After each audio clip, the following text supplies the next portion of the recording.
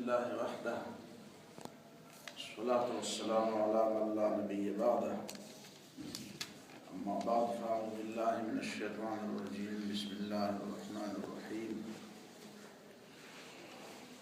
يا أيها الناس كلوا مما في الأرض حلالا طيبا ولا تتبعوا خطوات الشيطان إنه لكم عدو مبين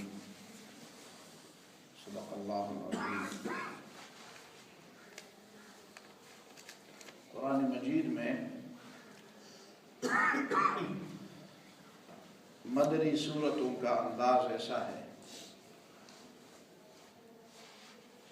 کہ اس میں کبھی ساری انسانیت کو مخاطب کیا جاتا ہے۔ یا ایھا الناس، اے لوگ، اس میں سارے انسان مخاطب ہوتے ہیں، مسلمان، غیر مسلم، یہودی، مشرک، عیسائی، عرب، عجم۔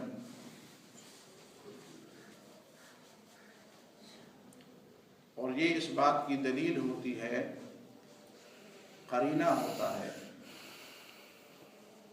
کہ نبی صلی اللہ علیہ وسلم کی دعوت بین الاقوامی حدود میں داخل ہو گئی ہے،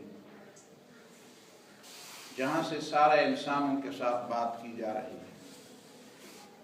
ایک خاص محدود علاقے میں اس کو منحصر نہ سمجھا جائے، اور مدینہ منورہ میں دنیا کے بڑے مذاہب کے ماننے والے تقریباً سب جمع ہو گئے تھے۔ ان میں عیسائی بھی تھے، یہودی بھی تھے، مشرکین بھی تھے، بت پرست بھی تھے۔ ایک چھوٹی سی بستی میں، جہاں کی آبادی تقریباً 5000 کے لگ بھگ تھی ابتدا میں، وہیں پہ ساری دنیا کے جو بڑے بڑے مذاہب اور بڑے بڑے ادیان تھے، ان سب کی نمائندگی تھی۔ تو سارے انسانوں کو خطاب کیا جا رہا ہے، یا ایھا الناس، یا ایھا الناس کلوا مما فی الارض حلالا طیبا۔ اس کے بعد 2-3 آیتوں کے بعد سورہ البقرہ میں مومنوں کو بھی کہا جاتا ہے کہ حلال اور پاک چیزیں کھاؤ، لیکن یہاں سارے انسانوں کو کہا جاتا ہے۔ یہ تو فقہی اور کلامی مسئلہ ہے کہ آیا غیر مسلم احکام شرعیہ کے مکلف ہے کہ نہیں ہے؟ یعنی سادہ الفاظ میں، کیا کسی مسلمان سے جس طرح نماز، روزے، حج، زکوٰۃ اور حرام حلال کا مطالبہ ہے، ایسا مطالبہ غیر مسلموں سے بھی ہے؟ یہ ایک دوسری بحث ہے۔ لیکن یہاں پہ سارے انسانوں کو یہ بتایا گیا ہے کہ کلوا مما فی الارض حلالا طیبا۔ دیکھو، کھانے کی چیزوں کا تعلق اور کھانے کی چیزوں کے اثرات کا تعلق یہ صرف مسلمانوں کے ساتھ نہیں ہے، غیر مسلموں کو بھی چاہیے کہ وہ بھی ان کی پابندی کریں، اور پابندی نہیں کریں گے تو اس کا خمیازہ دنیا میں بھی بھگت لیں گے۔ کچھ چیزیں ایسی ہوتی ہیں جس کے اثرات سے انکار نہیں کیا جا سکتا۔ پرانے زمانے کے ہوشیار لوگوں میں سے کئی باتیں مشہور ہیں۔ کہتے ہیں انسان انسان سے سیکھتا ہے، جس طرح حدیث میں بھی بات آئی کہ مثل الجلیس الصالح کمثل الداری، صالح ہم نشین کی مثال عطر فروش کی ہے۔ یا تو آپ اس سے عطر لے لیں گے، یا کم از کم آپ کو خوشبو تو محسوس ہوگی۔ ومثل الجلیس السوء، اور برے ہم نشین کی مثال کنافخ القیر، وہ بھٹی سلگانے والے کی ہے، آگ کی بھٹی سلگانے والی کی۔ اگر آپ کے کپڑے اس سے جو شعاعیں اور جو وہ نکلتی ہیں،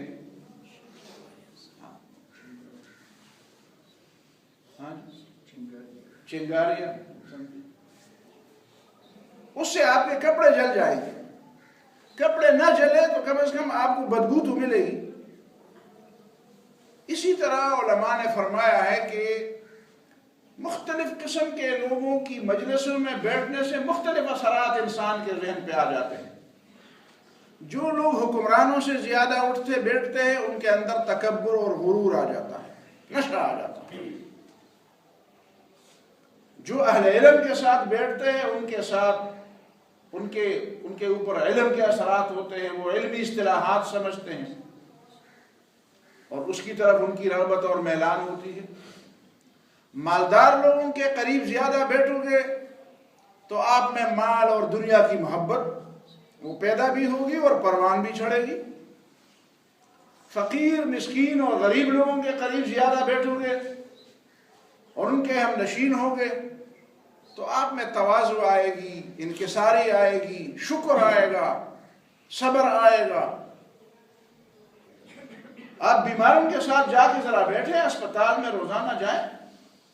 جو روزانہ جاتے ہیں ان سے ہم نے پوچھا، کہتے ہیں ہمارے اوپر کوئی اثر نہیں ہوتا، ہم عادی ہو گئے ہیں. لیکن جانے والے پر ضرور اثر ہوتا ہے. کم از کم اپنی صحت کے حوالے سے تو وہ سمجھ دیتا ہے یار میں تو کئی دفعہ ایسا ہوا ہمارے بچے بیمار تھے، ہم اسپتال چلے گئے تو بچے پہلے تو بڑی شکایتیں ہوتی تھی، جب وہاں پہ دیکھا تو اپنے سے زیادہ مریضوں کو دیکھا یار ٹھیک ٹھاک ہے، شکر ہے اللہ تعالیٰ کا، اس سے تو بہتر ہے. لوگوں نے لکھا ہے، حکماء نے لکھا ہے، خواتین کے ساتھ مجلسوں میں جو زیادہ بیٹھے گا ان میں خواہشات اور نفسانیت اور اس طرح کی چیزوں کا غلبہ ہوگا. جو بچوں کی مجلسوں میں زیادہ بیٹھے گا ان میں لہو و لعب اور کھیل تماشے، کھیلنے کودنے کا رجحان زیادہ پیدا ہوگا.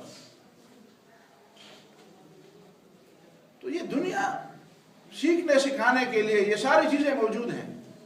آپ کن لوگوں سے؟ المرء علی دین خلیلہ، نبی صلی اللہ علیہ وسلم نے فرمایا ہر انسان اپنے دوست کے دین پر ہوتا ہے، اپنے دوست کے دین پر ہوتا ہے. فَلْيَنْظُرْ أَحَدُكُمْ مَنْ يُخَالِطُ، تم میں سے ہر ایک کو دیکھنا ہے کہ وہ کس سے دوستی کرتا ہے. جس سے تم دوستی کرو گے، جس کے ساتھ تم اٹھو گے بیٹھو گے، جس کی مجلس میں تم زیادہ بیٹھو گے اور زیادہ اس کے ساتھ تعلق رکھو گے، اس کے اثرات تمہارے اوپر ہوں گے.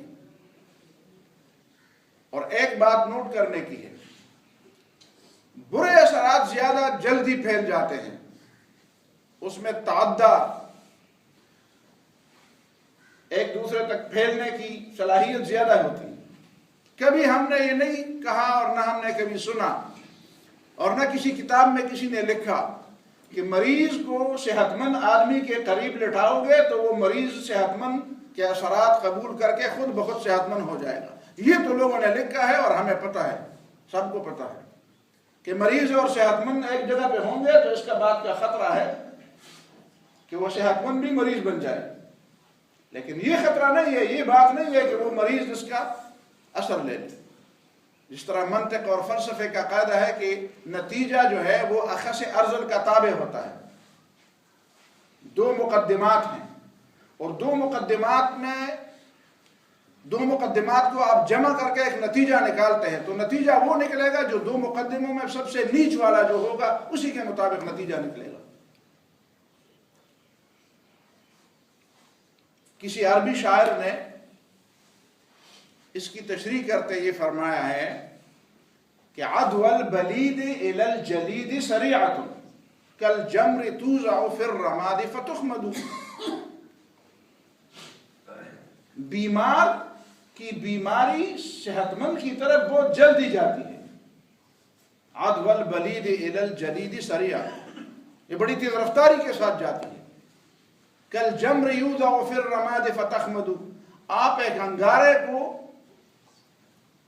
رکھیں گے راکھ میں تو اس سے راکھ نہیں جلے گی، وہ انگارہ راکھ ہو جائے گا. اس کا مطلب یہ ہے کہ آپ نے یہ دیکھنا ہے یا تو میں ایسا طاقتور ہوں کہ میں اس پہ اثر انداز ہو جاؤں. اسی وجہ سے تو رسول اللہ صلی اللہ علیہ وسلم سے حضرت عبداللہ ابن عباس نے روایت نقل کی ہے کہ انہوں نے پوچھا اے اللہ کے رسول میں کن لوگوں کی صحبت میں بیٹھوں. اور کن لوگوں کو اپنا کھانا کھلاؤں؟ تو نبی صلی اللہ علیہ وسلم نے فرمایا لا تصاحب الا مؤمنا ولا یاکل طعامک الا بار الا تقی. دلی دوستی اور گہری دوستی صرف مومن کے ساتھ کرو. دلی رازدان، اپنے خاص معاملات میں دخیل صرف مومن کو بناؤ، اور تمہاری دعوت اور تمہارا کھانا صالح اور نیک آدمی ہی کھائے. اور پھر فرمایا کہ ان لوگوں کی صحبت میں بیٹھو من ذکرکم باللہ رؤیتہ، جن کو دیکھ کر تمہیں اللہ یاد آ جائے. وزاد فی علمکم منطقہ، اور وہ بولے تو تمہارا علم میں اضافہ ہو. وذکرکم بالآخرۃ عملہ، اور اس کا کردار اور اس کے عمل تمہیں آخرت کی یاد دلائے. تو یہ تو صحبت کی باتیں ہیں. اسی طرح عین صحبت کی طرح کھانے کے معاملات بھی ہیں. کھانا بھی انسان کے جسم پر اور اس کے اخلاق اور کردار پر اثر انداز ہوتا ہے. اللہ تعالیٰ نے جن چیزوں کو ہمارے لیے حرام قرار دیا ہے، حرام قرار دینے کا معنی یہ ہے کہ اس میں ہمارے لیے نقصان ہے. یہ بھی ایک کلامی بحث ہے کہ آیا کسی چیز کے اندر نقصان تھا اسی لیے اللہ نے حرام قرار دیا، یا اللہ نے حرام قرار دے دیا تو یہی نقصان ہے. صحیح بات بھی دوسری ہے. جس چیز سے اللہ تعالیٰ نے تمہیں منع کیا، یہ منع کرنا اس بات کی دلیل ہے کہ چیز ٹھیک نہیں ہے. یہ بات نہیں ہے کہ کسی چیز میں پہلے سے نقصان تھا تو اللہ تعالیٰ نے دیکھا اور پھر آپ کو کہا کہ نہ کھاؤ.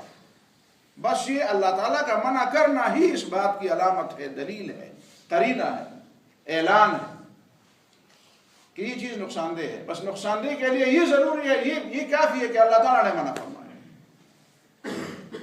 کچھ چیزوں سے اللہ تعالیٰ اسی وجہ سے بھی منع فرماتا ہے کہ آزمائش اور امتحان کرتا ہے. اس چیز میں بظاہر کوئی نقصان نظر نہیں آتا، اللہ تعالیٰ آزمائش کرتا ہے.